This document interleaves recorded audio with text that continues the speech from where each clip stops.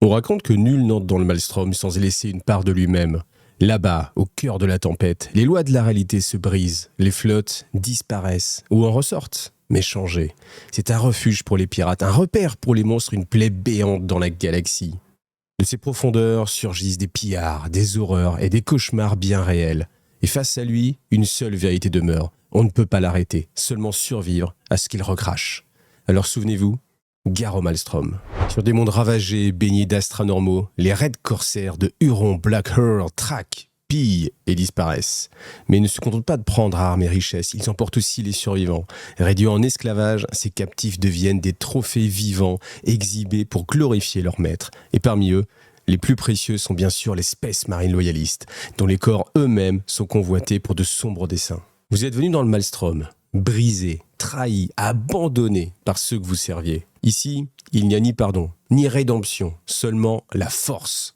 Le cadavre sur son trône vous a utilisé, puis enchaîné. Mais dans cette tempête, une autre voie s'offre à vous. Celle de la vengeance, celle de la liberté. Dans le Maelstrom, seuls survivent ceux qui prennent le pouvoir et écrasent les autres. Les faibles sont dévorés, les forts deviennent légendes.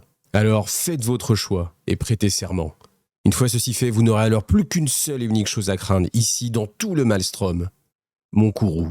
Assez proche du nœud galactique, s'étend une région aussi ancienne qu'incompréhensible, c'est le Maelstrom. C'est une déchirure dans la réalité où on a l'espace réel et le warp qui s'entrelacent dans une tempête permanente. Donc cette zone est toujours en mouvement, c'est ce qui caractérise vraiment le plus le Maelstrom. Ici, les lois fondamentales de l'univers ne tiennent plus, le temps se dissort, les distances n'ont plus de sens et même la lumière semble hésiter à exister. Donc on a des systèmes entiers qui peuvent apparaître puis disparaître sans qu'il y ait aucune explication. Et en fait, ça rend sa cartographie impossible. Alors l'Imperium a essayé à de nombreuses reprises de cartographier ces zones, mais en fait, les systèmes disparaissent, les systèmes se déplacent sans qu'on puisse l'expliquer.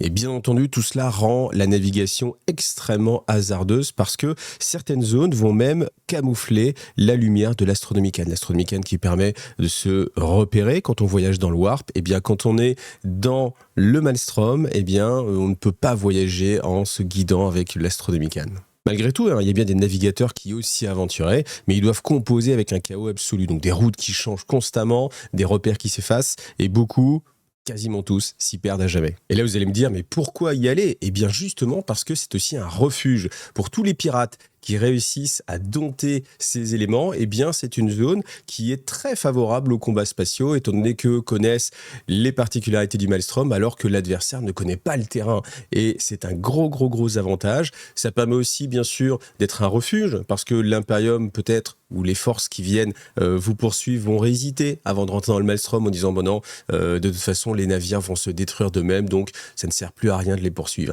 Et ça, c'est le gros avantage que trouvent justement les raids corsaires à faire de cette zone-là leur base opérationnelle. Alors après, comme à chaque fois, on peut se demander pourquoi eux réussissent là où les autres ne réussissent pas. Ça, c'est toujours un peu le...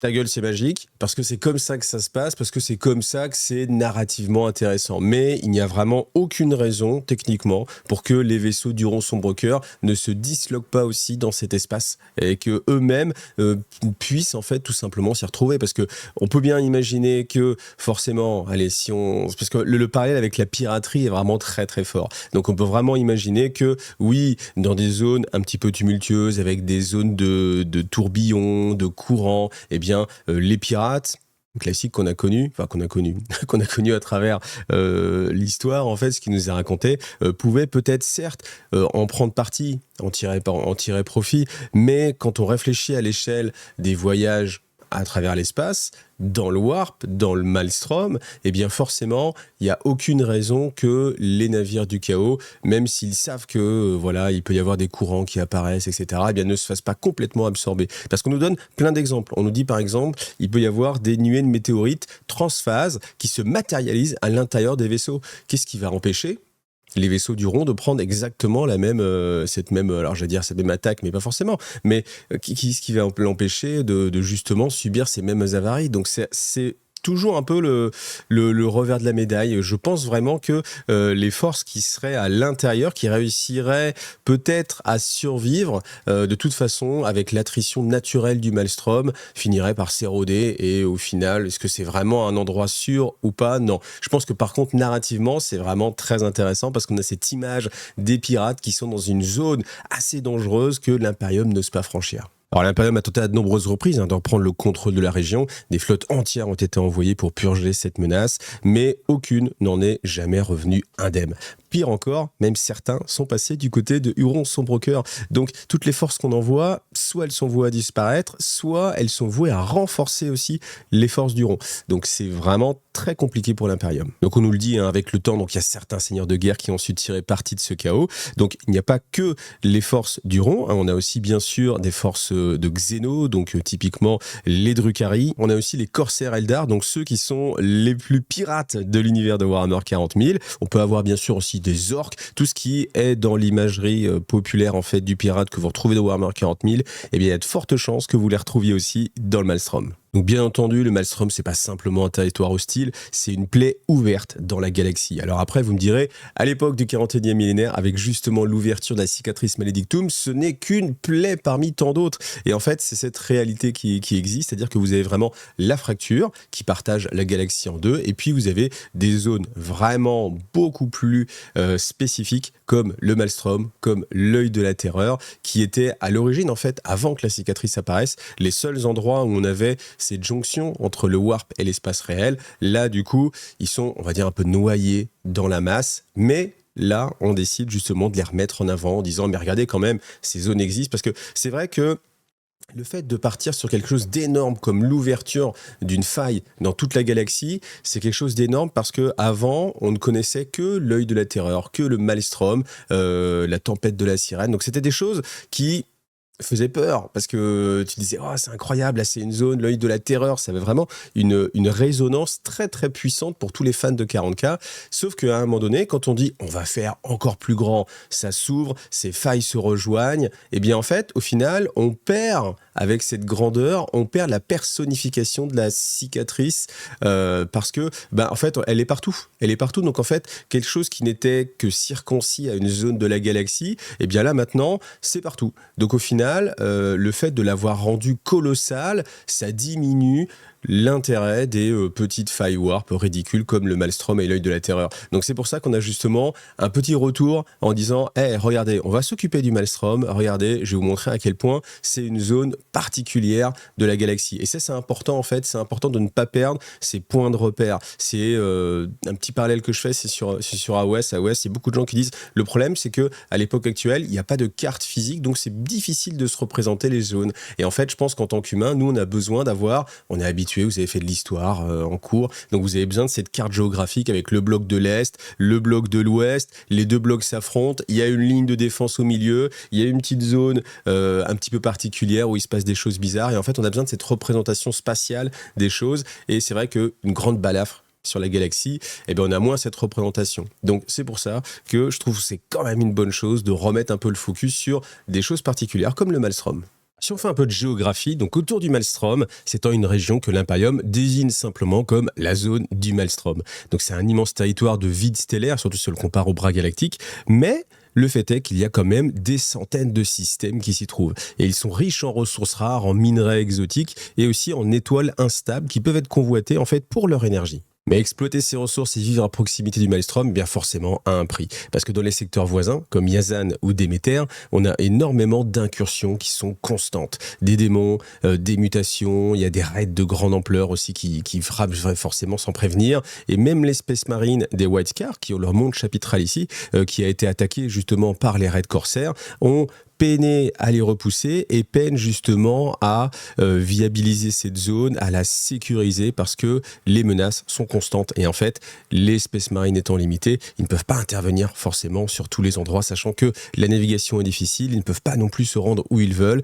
Donc malgré les White Scars qui sont quand même un chapitre extrêmement puissant, eh bien cette zone est continuellement soumise au danger. Donc bien sûr on a les flottes impériales qui sont constamment mobilisées et qui doivent maintenir une vigilance de tous les instants, quelque chose de très fatigant, de très éreintant un temps parce qu'ils se doivent de réagir aux remous constants qui sont exercés par le Maelstrom. Pour se prémunir un peu de ça, forcément l'Imperium a essayé de contourner le Maelstrom, donc il y a des axes warp qui sont devenus essentiels justement au transfert des ressources, mais forcément c'est des zones où les pirates de grand chemin viennent se positionner pour essayer d'intercepter toutes ces cargaisons en fait de ressources et puis porter un coup dur forcément à l'Imperium. Alors sans qu'on sache vraiment comment, les pirates qui sont au sein du Maelstrom réussissent à déborder et à franchir la grande faille. Alors, est-ce qu'ils sont aidés par les dieux? Est-ce qu'ils sont aidés par des technologies xéno? Est-ce qu'ils sont aidés par d'autres moyens? On ne sait pas. Mais en tout cas, ils portent la guerre beaucoup plus loin que simplement cette zone qui se fait appeler le Maelstrom. Et on a ainsi des zones qui sont a priori très très loin de l'influence du Maelstrom qui se font attaquer par les raids corsaires justement et par Huron Blackheart. Et la conclusion elle est très simple, c'est que même si vous savez où se situent les forces du Maelstrom, on peut simplement les juguler dans un temps, mais on ne peut pas les éradiquer parce qu'il n'y a aucun moyen d'aller chez eux pour aller détruire l'ensemble de leurs forces. Et le Maelstrom ne s'en charge pas tout seul. Alors on va en apprendre un peu plus sur Neo Badab, qui est bien sûr la nouvelle capitale de Huron Sombrecoeur. Donc c'est la plus grande base planétaire des raids corsaires. On a des centaines de milliers de guerriers qui s'y pressent, dont l'élite bien sûr des suivants de Huron qui sont humains, mais on a aussi des xénos et des mutants. Tous chapeautent des milliards de peuples qui sont réduits en esclavage, donc au fur et à mesure des pillages, et qui s'occupent justement des tâches les plus basses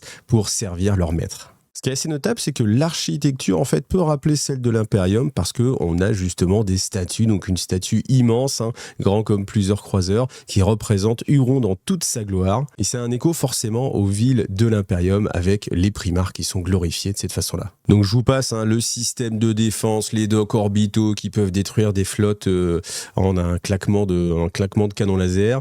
Mais ce qu'il faut retenir aussi, c'est que au-delà de ça, vous avez le palais des épines, qui n'est ni plus ni moins que le grand bastion de Huron. Et en fait, il s'agit simplement d'un noir reflet de son homonyme, à savoir le palais des épines originel, d'où Huron fut chassé dans les guerres de Badab. Je vais continuer comme ça à vous présenter d'autres mondes qui s'appellent la couronne du tyran. Donc c'est tout simplement l'empire qu'a réussi à se créer Huron au sein du Maelstrom. Alors on a l'iris de l'enfer, donc ça désigne un système planétaire et un fort qui était jadis impérial. Il se situe en orbite autour du monde d'Irukaal, qui a été corrompu évidemment par le Warp, et son importance n'est dépassée que par justement Neo Badab. Alors on dit que ça sert surtout de port parce que ça contrôle un carrefour de dizaines de chenaux à travers le Warp, donc des zones sûres pour voyager à l'intérieur du Maelstrom, et ça sert entre autres bien sûr de halte logistique, de marché noir, de chantier naval, de terminal de ravitaillement et de plaques tournantes pour toutes les activités de mercenariat et la gloire d'Huron. Donc forcément, c'est un des mondes clés. Si jamais on venait à vouloir faire tomber la couronne du tyran,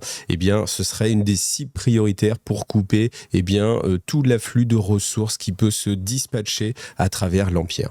Ensuite, on va revenir sur la forteresse noire qu'a offert Abaddon à Huron. Et ça, c'est vraiment intéressant. Moi, j'aime quand il y a une continuité dans les histoires. Et là, justement, on poursuit l'histoire avec cette forteresse noire qui, a priori, est sans doute la dernière forteresse noire encore en activité qui est utilisée par Huron. Alors, pour l'instant, elle patiente dans l'immensité intersidérale entre le système Vorst et l'amas de Kymnos.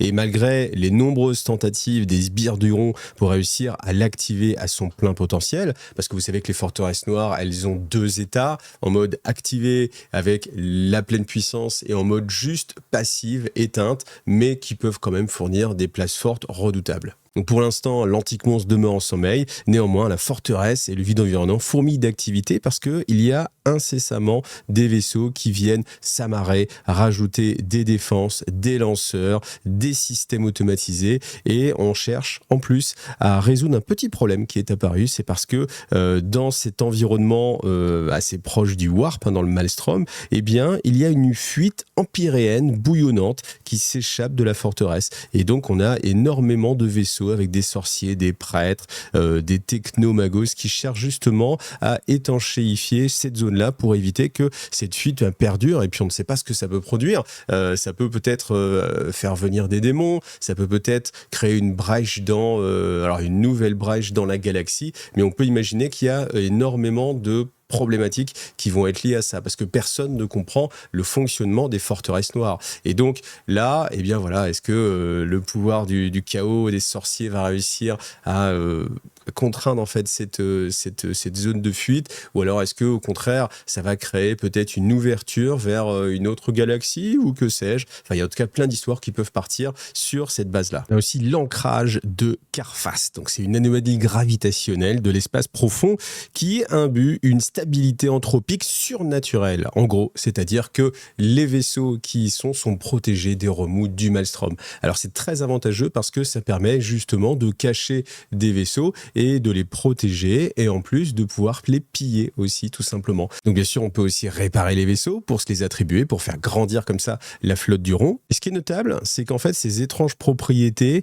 attirent toutes sortes d'épaves et de débris, dont les fameux Space Hulk, qui sont bien sûr des sources inépuisables de nouvelles technologies, de nouveaux esclaves ou bien tout simplement de systèmes disparus depuis il y a bien longtemps. On a aussi le monde de Galmec, donc qui est couvert de temples forges impies, bien entendu, aux rites industriels infernaux. Pourquoi infernaux? Parce qu'ils sont intimement liés aux forces démoniaques. La planète Galmec est une des principales bases de la légion des World Bearers. Et oui, il n'y a pas que Huron comme force renégate au sein du Maelstrom. Donc on nous raconte que tous les continents sont recouverts d'autels sacrificiels, de chapelles démoniaques, de tout ce qui peut être voué justement à appeler les démons. Et les technomagies hérétiques et les maîtres des forges, des Iron Warriors aussi, sont également là. Et oui, en fait, pour lier les démons au cœur de leur machine, et ainsi que des maisonnées infernales de chevaliers du chaos. Donc tout cela orbite autour d'un astre rouge sang, et le système Galmec orbite avec une orbite assez spéciale,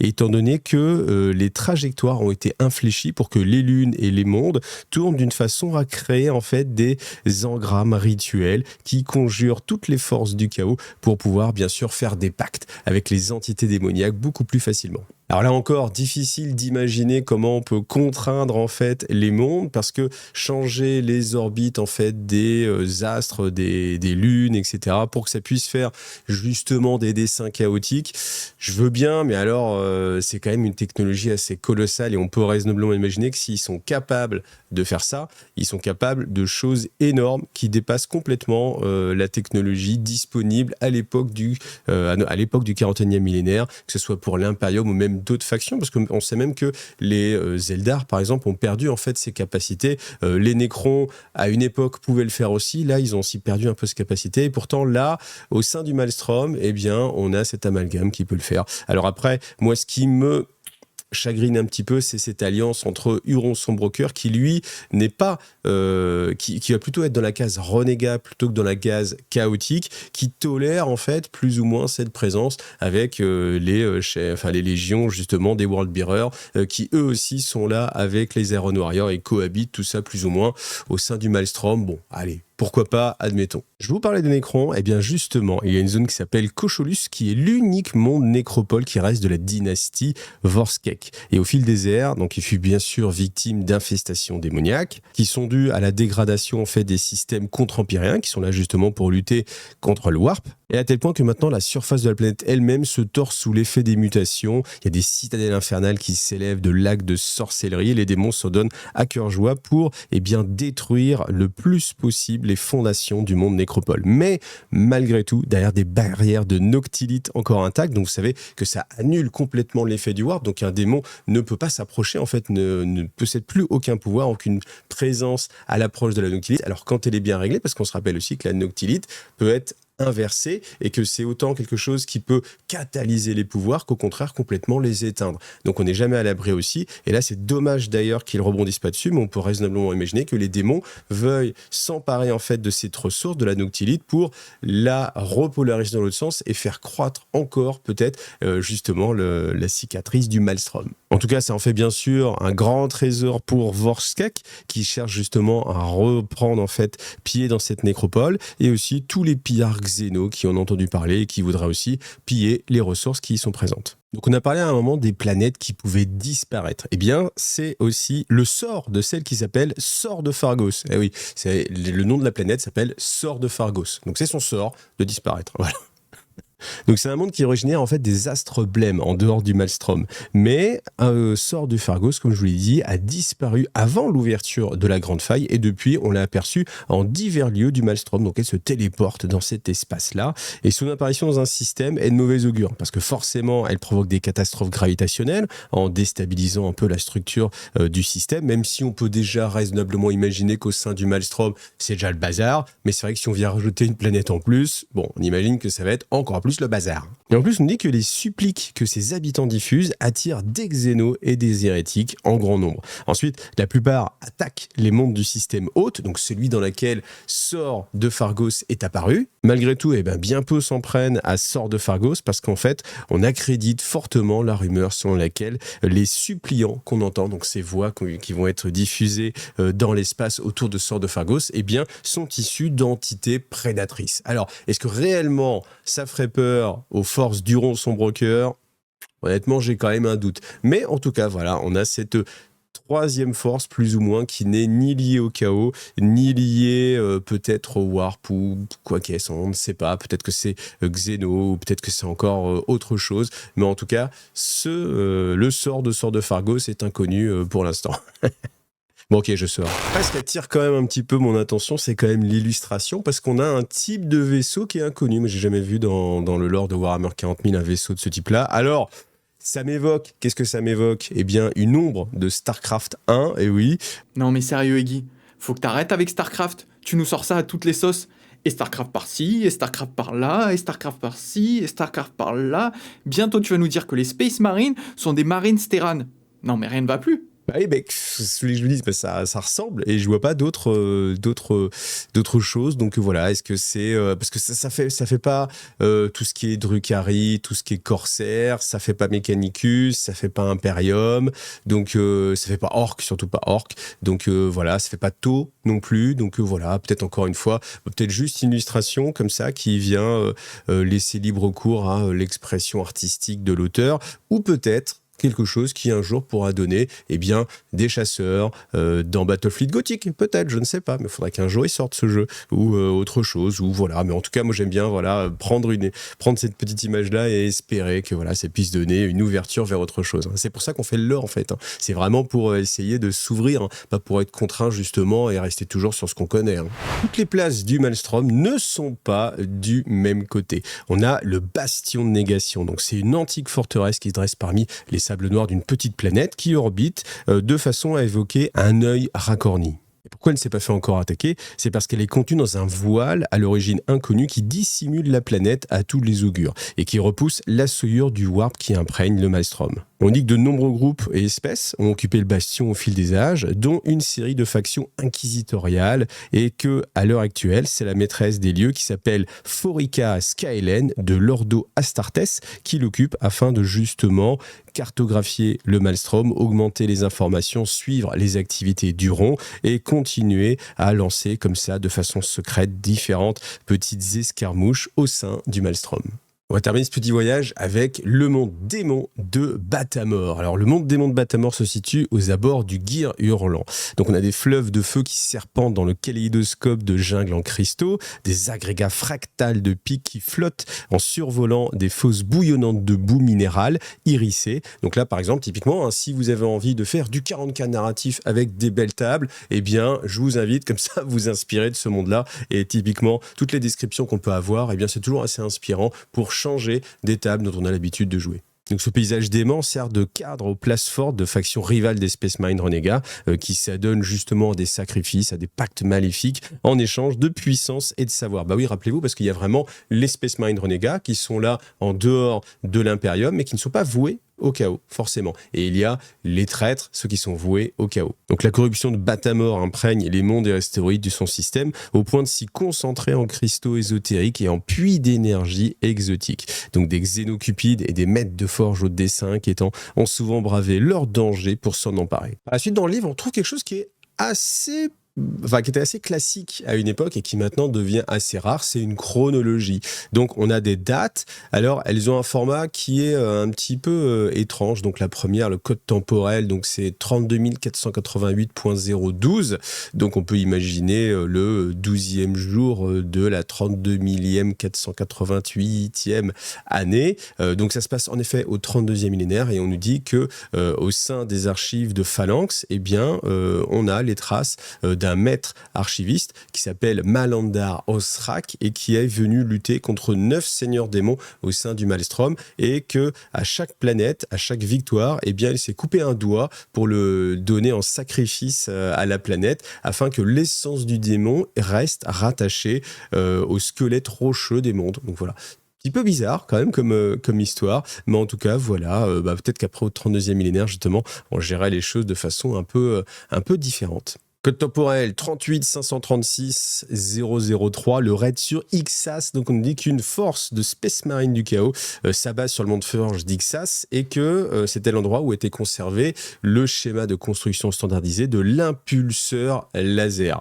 Balayant toute résistance, les laquais du chaos volent l'objet et l'emportent dans le Maelstrom. Et c'est pour ça que depuis, l'Imperium a perdu cette technologie et que, au contraire, les machines démons sont dotées de cet armement. Et ça, c'est sympa. Moi, j'aime bien. Parce que là, on a quand même un petit passage qui peut justifier la présence de certaines armes au sein du chaos et non au sein de l'Imperium, tout en sachant que justement, normalement, tous les renégats viennent de l'Imperium, donc il devrait y avoir une souche. Alors c'est le cas, il y a une souche originelle technologique qui est en commun, mais voilà pourquoi il y a justement des petits écarts au fur et à mesure du temps. Code temporel 40 074, donc la cage de réalité. Donc on nous apprend que à une époque, eh bien en fait, il y avait des prêtres du Mechanicus qui avaient le savoir pour créer une cage de réalité. Alors la cage de réalité, c'est typiquement un peu comme les Nécrons avec la Noctilite, c'est-à-dire c'est une zone de pure réalité.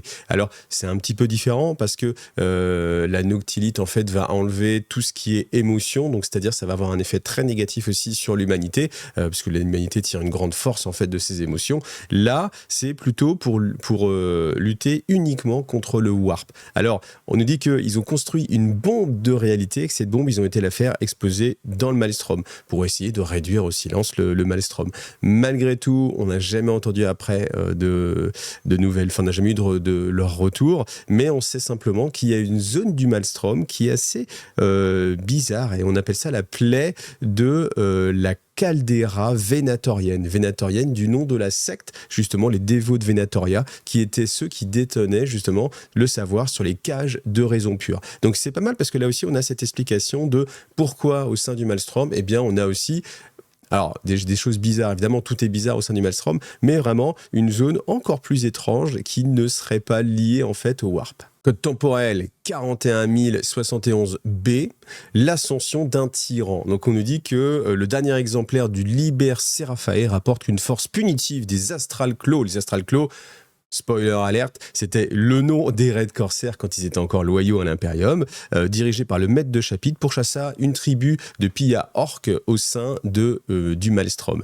Et ce fut la bataille de l'Iris de l'Enfer. À cette occasion-là, eh bien en fait, les orques furent purgés, mais le maître de chapitre succomba. Et devinez qui sera son successeur, ce fut Luct Huron, qui est capitaine de la 3e compagnie et qui devient maintenant Huron Sombrecoeur. Donc on voit que son destin est intimement lié justement au Maelstrom.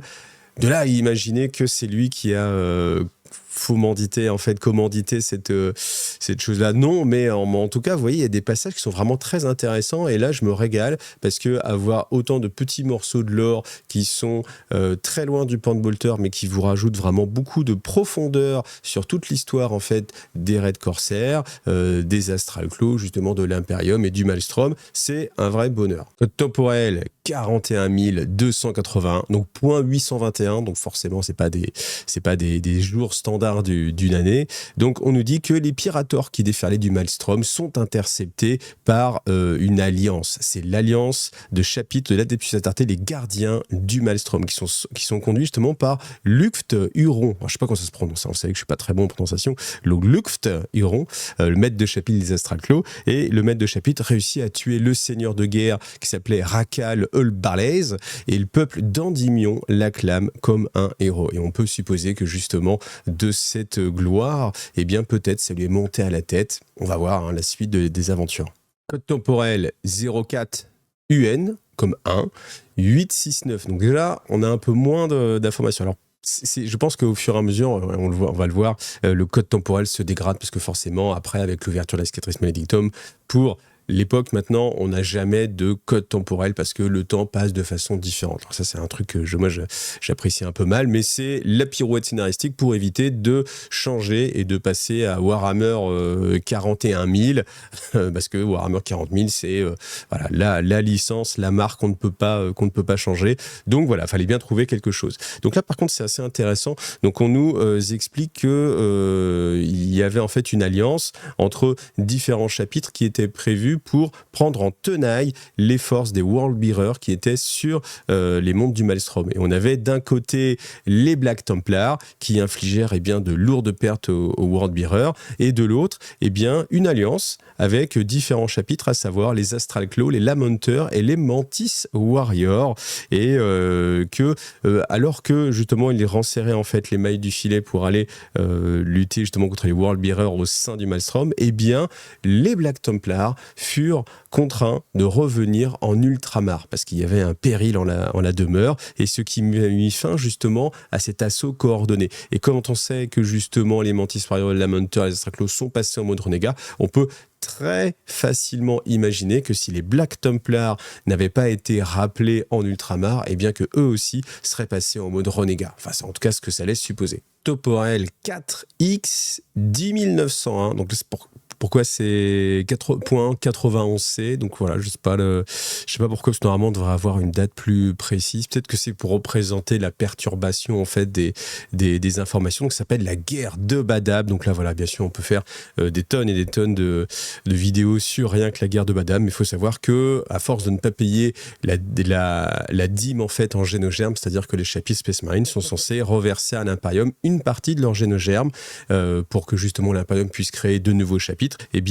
Huron ne le faisait pas, il est sommé de le faire, et puis tout simplement il proclame l'indépendance vis-à-vis de l'Imperium. Donc s'ensuit des campagnes punitives avec différents chapitres Space Marine qui s'unissent pour bien évidemment éradiquer le chapitre renégat. Mais le chapitre des Astral Claws reste, alors même s'il est vaincu, reste en activité, va justement s'enfuir au sein du Maelstrom pour devenir par la suite bien sûr les Red Corsair. Donc code temporel 4 937.3/4. Vous voyez, donc là, on est en train de complexifier de plus en plus le code temporel.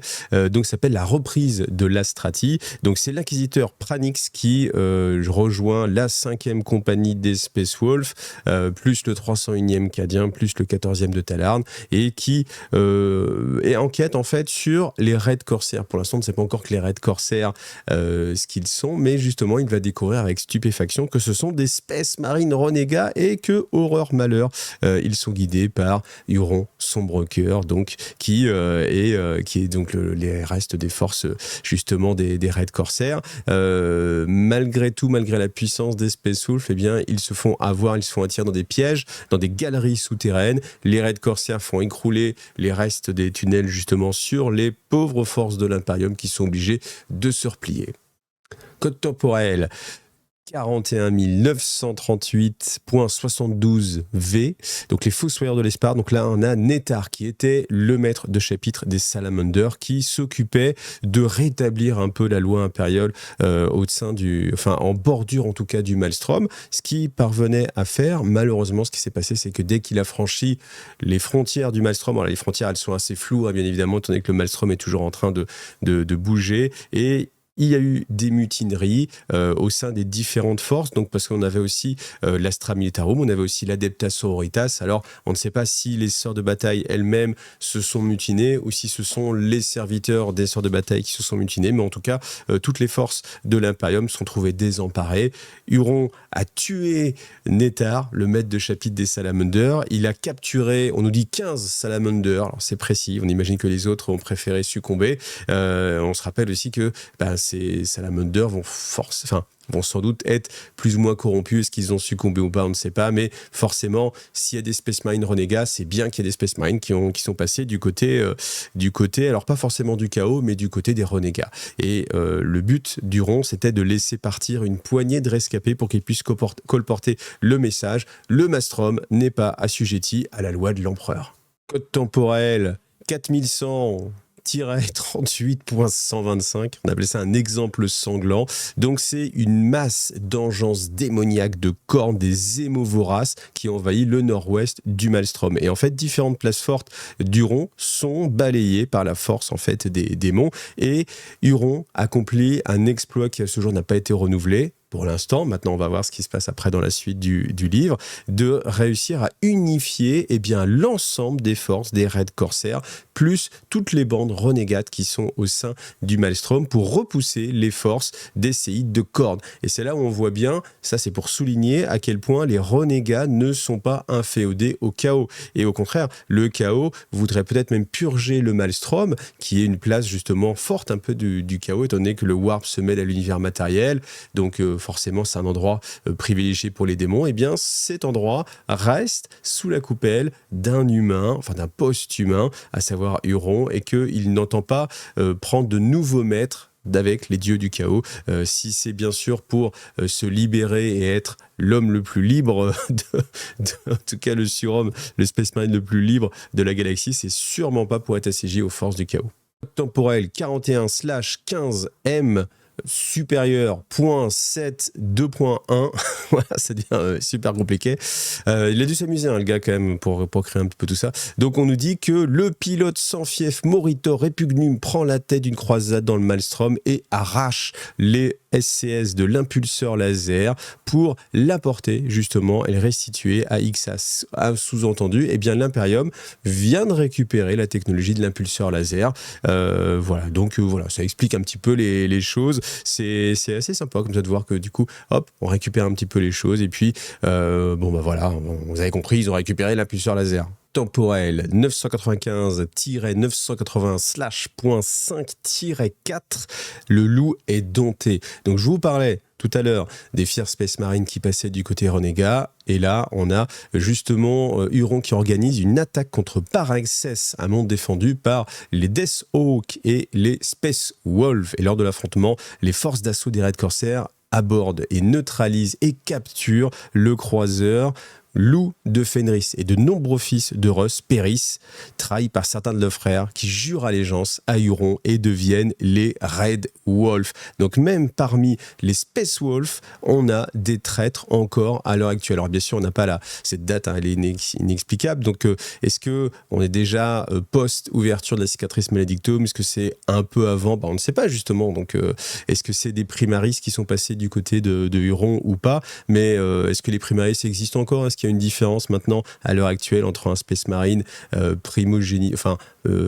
Firstborn et puis les Primaris non? Donc il y a bien des Space Wolves qui trahissent encore à l'heure actuelle. Et oui, ça fait mal. Je sais que ça fait mal à tous les joueurs Space Wolves, je sais, je vous comprends, mais les Space Wolves ne sont pas incorruptibles. Et on a la preuve justement avec une bande complète qui deviennent les Red Wolves, et on imagine bien qu'ils sont plus que 5. Code temporel 999-73 2.7.V55.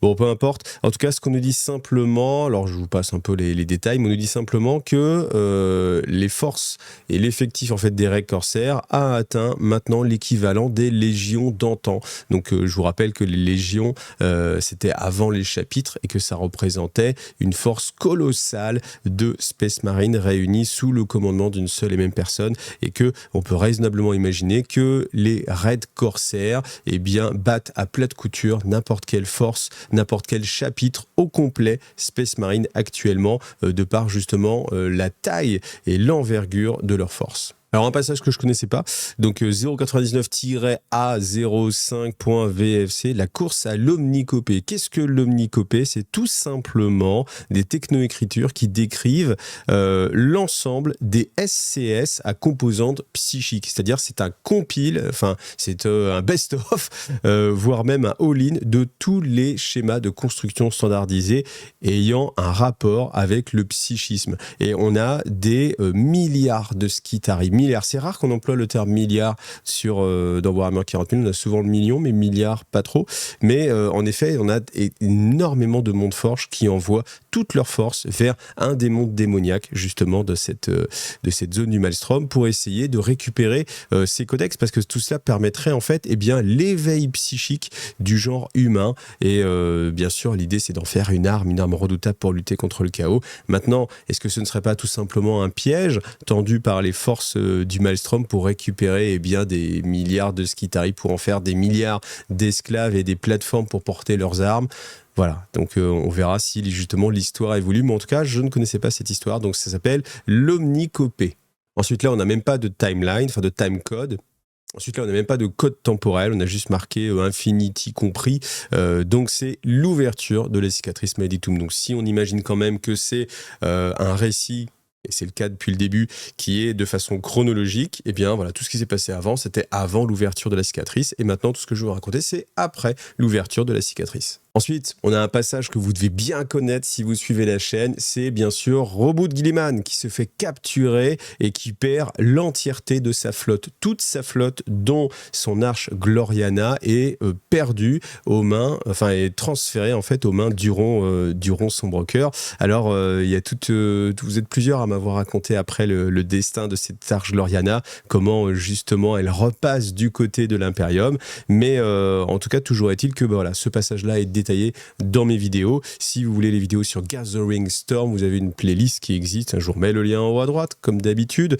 Ça fait quand même des heures à écouter, mais justement vers la fin, alors je sais plus laquelle exactement, mais vous cherchez, vous écoutez, ça vous occupera. Vous aurez cette histoire en détail. Donc là, on nous dit simplement que Roboute Guilliman est capturé, mais il réussit avec des alliés un peu suspects, oui, à s'évader.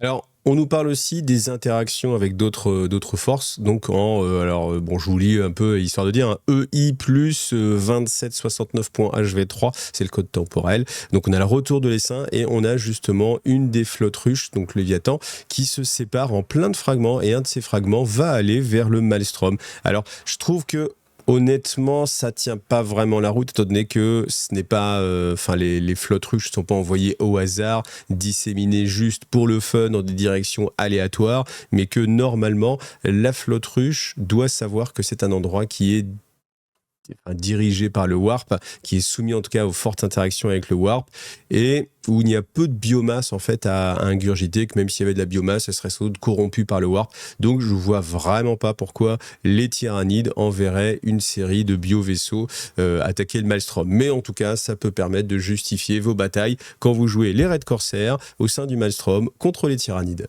Bon, après, on nous parle de Ariane Porphyrius, qui est un custodes qui mène une quête seul au sein du Maelstrom pour récupérer le calice de contradiction. Voilà, on ne sait pas ce qu'il en est devenu, est-ce qu'il a réussi ou pas. On nous parle aussi d'un moment où il y a une onde gravitique immense qui engloutit certains systèmes, carrément, et où d'antiques vaisseaux Cogna aux insignes inidentifiables surgissent pour réapparaître pour replonger ensuite directement dans le Warp pour attaquer a priori les orques. Voilà. Et c'est la fin de cette chronologie. Donc la suite, bien évidemment, ça va être ce qui se passe dans cette campagne. Mais en tout cas, ce préambule est quand même assez intéressant parce que pour une fois, j'ai vraiment le sentiment qu'on apprend pas mal de choses. En plus, il y a des liens avec d'autres choses qu'on a déjà vues avant. Donc honnêtement, ça sent plutôt très bon. Donc je vous invite à vous abonner à la chaîne si c'est pas le cas, comme d'habitude. Et puis, je vous ferai la suite jeudi jeudi prochain.